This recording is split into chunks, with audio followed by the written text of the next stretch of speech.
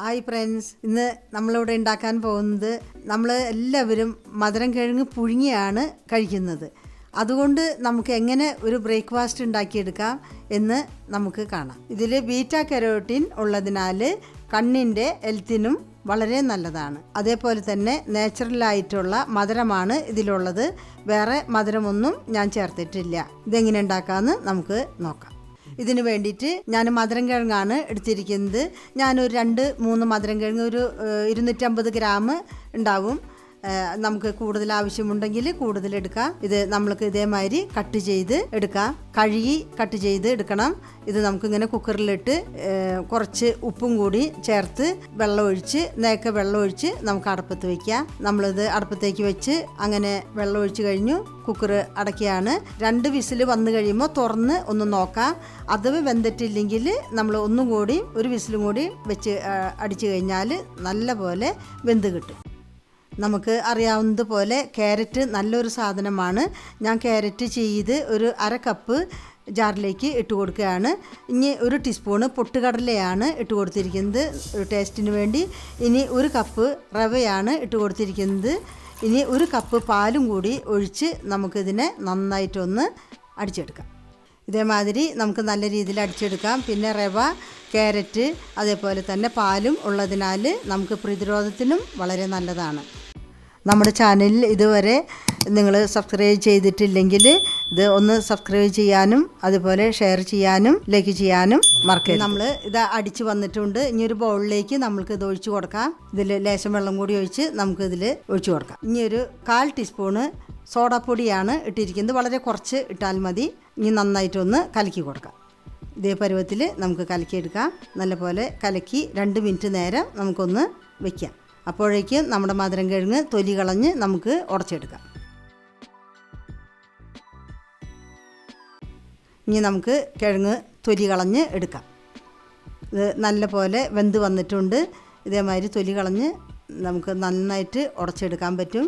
മധുരം കിഴങ്ങ് നല്ലൊരു സാധനമാണ്. കുട്ടികൾക്കായാലും മുതിർന്നവർക്കായാലും ഇതിലധികം മധുരമൊന്നുമില്ല. മധുരം നമ്മൾ എക്സ്ട്രാ ചേർക്കുന്നുമില്ല. ഇതേമാതിരി നല്ല പോലെ ഉടച്ചെടുക്കാം. വേഗം തന്നെ ഉടഞ്ഞ് കിട്ടും. നല്ല പോലെ വെന്തിട്ടുണ്ട്. ഇതേമാതിരി വേവിച്ചെടുക്കണം. ഇങ്ങനെ ഉടച്ച് നമുക്ക് എടുക്കാം. കാലത്ത് ജോലിക്കൊക്കെ പോണ ആളുകൾക്കും ഇത് വേഗത്തിൽ തന്നെ ഉണ്ടാക്കി കഴിച്ച് പോകാൻ നല്ലൊരു ബ്രേക്ക്ഫാസ്റ്റായിട്ട് നമുക്ക് ഉപയോഗിക്കാം.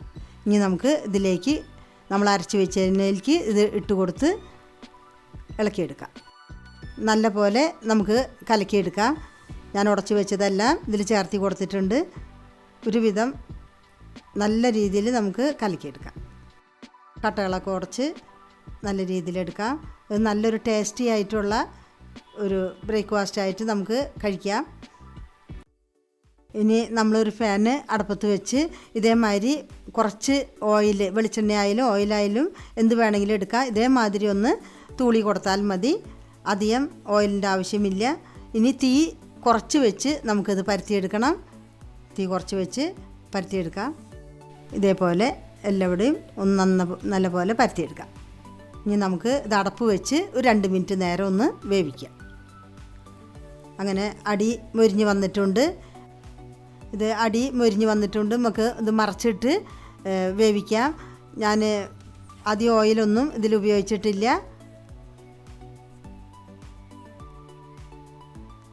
ഇതേമാതിരി മറച്ചിട്ട് നമുക്ക് വേവിച്ചെടുക്കാം. ഇതേമാതിരി നമുക്ക് ഓരോന്നായിട്ട് ചുട്ടെടുക്കാം. നല്ല പോലെ മറച്ചിട്ട് മൊരിയിച്ചെടുത്ത് കഴിഞ്ഞാൽ നല്ല രുചിയായിരിക്കും. ഇത് വന്നിട്ട് മധുരം കിഴങ്ങും കൂടി ഉള്ള കാരണം കൊണ്ട് കുട്ടികൾക്കും മുതിർന്നവർക്കും എല്ലാവർക്കും നല്ലതാണ്. മധുരം കിഴങ്ങ് വളരെ നല്ലൊരു സാധനമാണ്. അപ്പോൾ ഇത് നിങ്ങൾക്ക് ഉണ്ടാക്കാൻ മനസ്സിലായി കാണുമല്ലോ. അപ്പോൾ വീടുകളിലൊക്കെ ഉണ്ടാക്കി നോക്കണം കേട്ടോ. അതേപോലെ തന്നെ നിങ്ങളുടെ അഭിപ്രായങ്ങൾ ഞങ്ങളെ അറിയിക്കണം. ഇതേപോലെ നല്ല വീഡിയോകൾ കിട്ടാൻ വേണ്ടിയിട്ട് സബ്സ്ക്രൈബ് ചെയ്യാനായിട്ട് മറക്കരുത്. അതേപോലെ തന്നെ ഞങ്ങളുടെ ബ്രേക്ക്ഫാസ്റ്റുകൾ വേറെ നിങ്ങൾ കണ്ടിട്ടില്ലെങ്കിൽ ലിങ്ക് കൊടുത്തിട്ടുണ്ട്, കാണാവുന്നതാണ്.